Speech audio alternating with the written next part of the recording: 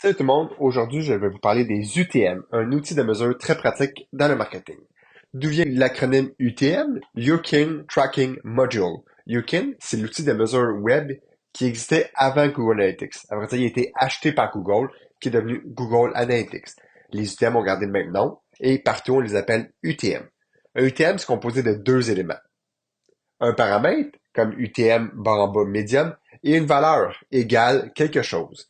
Un UTM commence toujours par UTM, les lettres UTM, et ensuite un underscore, le paramètre égale quelque chose. Aussi, le premier UTM ou le premier paramètre dans une URL devrait tout le temps commencer par un point d'interrogation.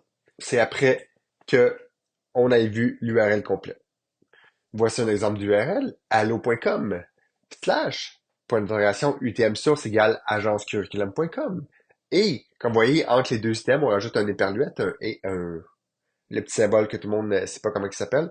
UTM medium égale UTM terme, UTM content. On peut en mettre jusqu'à plusieurs, je veux dire 5 parce que c'est principaux. Comment est-ce qu'on crée un UTM? Les UTM se créent lorsqu'ils s'utilisent, un peu comme un hashtag sur Instagram. On n'est pas obligé de demander à quelqu'un, on n'a pas besoin de demander à Google, à notre gars de Google Analytics de gérer ça. Quand on utilise un UTM, ça veut dire qu'on le crée dans Google Analytics. Ça veut aussi dire que c'est permanent. Ça, on va en parler plus tard. Il n'existe pas de règle précise pour quel paramètre d'UTM utiliser pourquoi. Souvent, UTM source, on va dire de quelle source de trafic il provient. Par exemple, on va dire, bon, ben, la source, ça va être Google, ça va être Meta, ça va être agencecurriculum.com, ça va être n'importe quoi. Ça peut être vraiment n'importe quoi. Ensuite, si on continue, UTM campaign, là, souvent, on va y aller avec la campagne marketing en lien avec l'UTM. Comme par exemple, qu'il y a une campagne égale vidéo, ben là, ça serait correct. UTM medium, souvent, là, on va parler dans quel format est-ce que j'ai communiqué l'information. Comme là, je pourrais mettre encore vidéo comme medium. Si j'envoie ça dans un infolette, je vais peut-être prendre UTM infolette. Ensuite, les autres, comme UTM terme, c'est quel mot-clé ou peu importe ce que vous voulez en lien avec le lien. De plus, avec Google Analytics 4, il y a eu des nouveaux UTM. UTM, Creative Format, qui est pour dire quel type de format on utilise. Par contre, ça marche pas encore.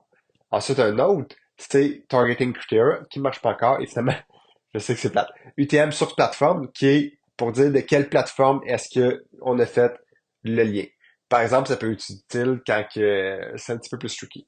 Mais si vous, admettons, vous gérez Facebook Ads à travers un autre outil, ça se peut que vous utilisiez le UTM source plateforme pour identifier la les différentes plateformes que vous utilisez pour gérer la publicité Facebook. Dès qu'on contrôle le lien, on peut ajouter un thème. On peut cacher un thème dans un lien court. On peut demander à nos partenaires médias, on peut aller sur les médias sociaux et ajouter des UTM. Bref, les UTM peuvent être partout. Et maintenant, qu'est-ce qui arrive si on ne met pas d'UTM? Il faut bien comprendre le rôle de l'UTM. Il faut comprendre que sans l'UTM, les choses suivantes arrivent. Facebook Ad donne les visites à Facebook.com. Un courriel donne les visites à direct. Une publicité bannière donne la visite au site web à referral. Les items pour les achats médias, si on peut utiliser, c'est comme ça va être l'organique qui prend les visites. Google Ads se fait par défaut et tagué automatiquement, donc il n'y a pas tant de problème. Ça veut dire qu'au final, vous n'avez aucun moyen de savoir qu'est-ce qui se passe dans Google Analytics. Et ça, c'est vraiment dommage, parce que si vous faites beaucoup de publicité, ben, ça veut dire que vous n'arriverez pas à suivre qu'est-ce qui se passe. Les grosses entreprises avec des serveurs publicitaires, eux, n'ont pas tout le temps besoin d'un thème parce qu'ils ont d'autres outils, comme dans Google Campaign Manager. Ça met comment dire, un click tracker ou un impression viewer qui permet de gérer sans avoir besoin d'un thème. Souvent, les gens vont parfois quand même utiliser un thème parce que c'est quand même pratique pour les outils comme Google Analytics. La nomenclature est super importante. Je l'ai dit tantôt, les items sont permanents dans Google Analytics. Et pourquoi c'est important? Parce qu'il y a une différence entre un tiret et un espace. Il y a une différence entre un Facebook et un Facebook.com. Il y a une différence entre une majuscule et une minuscule.